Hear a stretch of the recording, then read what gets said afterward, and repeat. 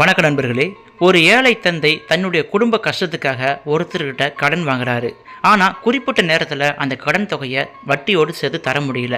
அதுக்காக அந்த கடன்காரன் தினமும் அந்த பெரியவர் வீட்டில் டார்ச்சர் பண்ணுறாரு. ஒரு கட்டத்தில் அவர் அந்த அப்பா இல்லாத நேரத்துக்கு அந்த வீட்டுக்கு வராரு. அங்கே அவரோட பெண் இருக்காங்க. அந்த பெண்ணுக்கிட்ட அவர் அத்துமீற பார்க்குறாரு. என்ன சொல்லினா, உங்கள் அப்பா கொடுத்த கடனுக்கு நீ எப்படி வட்டியை கட்டுவ, எப்படி அசலை கொடுப்ப, அதனால் நீ என் கூட இணங்கி போன்னு சொல்லி ஒரு வார்த்தை சொல்லும் பொழுது அதுக்கு அந்த பெண் கோபப்படலை, அவரை எச்சரிக்கல. ஆனால் அவங்க ஒரே ஒரு வார்த்தை மட்டும் சொன்னாங்க. அந்த வார்த்தையை கேட்டுட்டு அந்த கடன்காரன் காதில் கையை வச்சுக்கிட்டு அப்படி தலை சுற்றி கீழே உட்காந்துட்டான். அந்த இளம் பெண் அப்படி என்ன சொன்னாங்க, அவன் எதுக்காக மிரண்டு போய் உட்காந்துருக்கான்னு சொல்லி இந்த பதிவை நீங்கள் கேட்டிங்கன்னா உண்மையிலுமே உங்கள் மனசு நெகிழ்ந்து போயிடும். யாரையும் தப்பான கண்ணோட்டத்தில் பார்க்க மாட்டீங்க அப்படிங்கிற மாதிரி ஒரு மெசேஜ் இருக்கும். கடைசி வரைக்கும் இந்த வீடியோவை ஸ்கிப் பண்ணா பாருங்கள், உங்களுக்கு தெளிவாக புரியும். சரி வாங்க வீடியோக்குள்ள போகலாம். வட்டிக்கு பணம் கொடுத்தவர் என்ன பண்ணுறாருன்னா, பணம் வாங்கினவர்கிட்ட பணத்தை வசூல் பண்ண முடியாமல் தவிக்கிறாரு. இத்தனை வருஷம் ஆச்சு, இந்த ஆள் இன்னும் காசு தரமாட்டானே, இவன்கிட்ட இன்றைக்கி எப்படியாவது வசூல் பண்ணி ஆகணும்னு சொல்லிட்டு அந்த பணம் வாங்கினவர் வீட்டை தேடி போகிறாரு வட்டிக்கு பணம் கொடுத்தவர். அங்கே பார்த்தீங்கன்னா வீட்டில் போய் கதவை ரொம்ப நேரமாக தட்டிகிட்டு இருக்காரு. ஆனால் கதவை யாரும் திறந்த பாடில்லை. இவ்வளோ நேரம் கதவை தட்டுறான், திறக்கிறானா பாரு, இன்றைக்கி அவன் மாட்டினானா அவன்கிட்ட கண்டிப்பாக நம்ம பணத்தை வசூல் பண்ணாமல் விடக்கூடாதுன்னு சொல்லிட்டு ரொம்ப வைராக்கியமாக கதவை வேகமாக தட்டுறாப்புல. ரொம்ப நேரம் கழித்து அந்த கதவை ஒரு இளம் பெண் திறக்கிறாங்க. அந்த பெண்ணு பார்த்தீங்கன்னா ரொம்ப அழகாக இருக்காங்க. உடனே இந்த வட்டிக்கு கடன் கொடுத்தவன் என்ன பண்ணுறான்னா, அந்த பெண்ணோட அழகில் மயங்கி போகிறான். ஒரு நிமிஷம் அப்படியே நிற்கிறான். அந்த பெண்ணு பார்த்துட்டு, என்னங்க நீங்கள் யார், உங்களுக்கு என்ன வேணும்னு சொல்லி கேட்குறாங்க. அதுக்கு இந்த வட்டிக்கு கடன் கொடுத்தவன் என்ன சொல்கிறான், இல்லைங்க, இந்த வீட்டில் இருக்கிறவர் என்கிட்ட வட்டிக்கு கடன் வாங்கினார், இது வரைக்கும் வட்டியும் கட்டல அசலும் கட்டல, அதான் கேட்டு போகலான்னு வந்தேன் அப்படின்னு சொல்கிறாப்புல.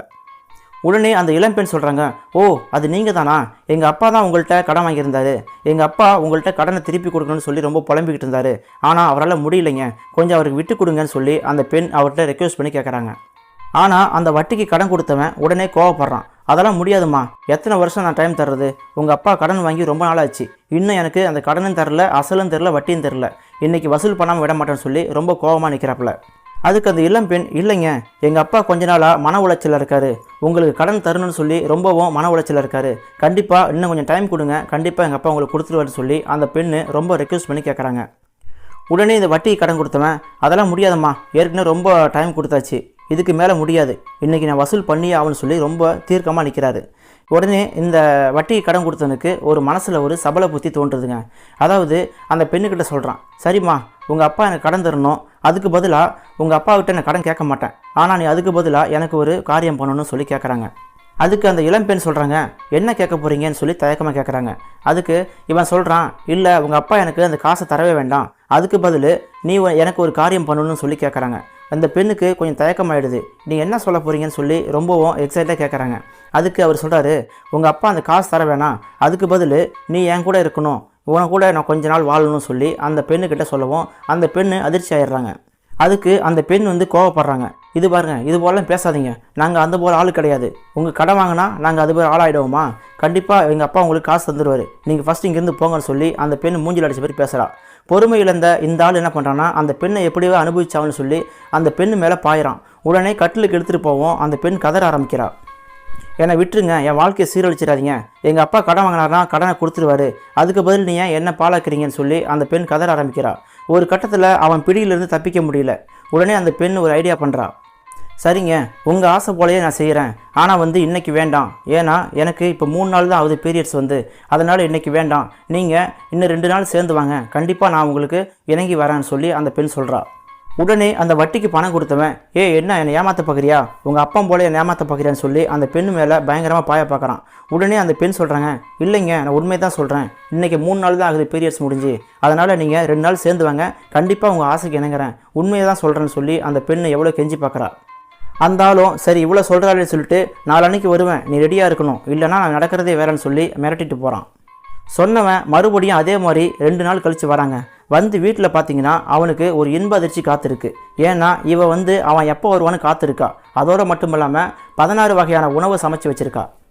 வாங்க, உங்களுக்கு தான் வெயிட் பண்ணிகிட்ருக்கேன், ஏன் இவ்வளோ நேரம் ஆச்சு, சரி வாங்க ஃபஸ்ட்டு சாப்பிடுங்க அப்படி சொல்கிறான். இல்லை எனக்கு சாப்பாடெலாம் தேவையில்லை, என் வீட்டில் எவ்வளோ சாப்பாடு இருக்குது, நான் அதுக்காக வந்தேன் அப்படின்னு சொல்கிறான். இல்லைங்க, என்னுடைய ஆசைக்காக நீங்கள் சாப்பிட்ணும், உங்களுக்காக விதவிதமாக சமைச்சு வச்சுருக்கேன், நீங்கள் சாப்பிட்டு அப்புறமா வாங்க நம்ம ஜாலியாக இருக்கலாம்னு சொல்கிறான். சாப்பாடெலாம் வேண்டாம், என் வீட்டில் எல்லாம் சாப்பாடா, நான் அதுக்காக வரல, நீ எனக்கு வேணும்னு சொல்லி அவசரப்படுறான். இருந்தாலும் அவள் ரொம்ப கம்பல் பண்ணுறா. நீங்கள் ஃபஸ்ட்டு சாப்பிடுங்க, நான் தான் இங்கே தானே இருக்கேன், எங்கே ஓடிட போகிறேன், நீங்கள் ஃபஸ்ட்டு சாப்பிடுங்கன்னு சொல்லவும் அவன் இவ்வளோ சொல்கிறாளேன்னு சொல்லிட்டு வேறு வழி இல்லாமல் சாப்பிட ஆரம்பிக்கிறான். நல்லா தடபுடலாக 16 வகையான சாப்பாடை சாப்பிட்டு எழுந்திருக்கிறான். எழுந்தவன் நேராக அந்த பெண்ணுக்கிட்ட போயிட்டு சரி வா இப்போ போகலாமான்னு சொல்லி கூப்பிடுவோம். அந்த பெண் சொல்கிறா, இல்லை நான் ஒரு கொஸ்டின் கேட்பேன், அதுக்கு நீ ஆன்சர் பண்ணணும்னு சொல்லுவா. அவன் கடுப்பாயிரான். ஏய் என்ன இந்த டைமில் கொஸ்டின் கேட்டுட்ருக்க, என்ன கேட்க போகிற சொல்லு அப்படின்னு சொல்லி கேட்குறான். உடனே அவள் சொல்ல ஆரம்பிக்கிறா, இப்போ சாப்பிட்டீங்களா 16 வகையான உணவு, அதில் எந்த உணவு உங்களுக்கு ரொம்ப இஷ்டமாக இருக்குதுன்னு சொல்லி கேட்குறா.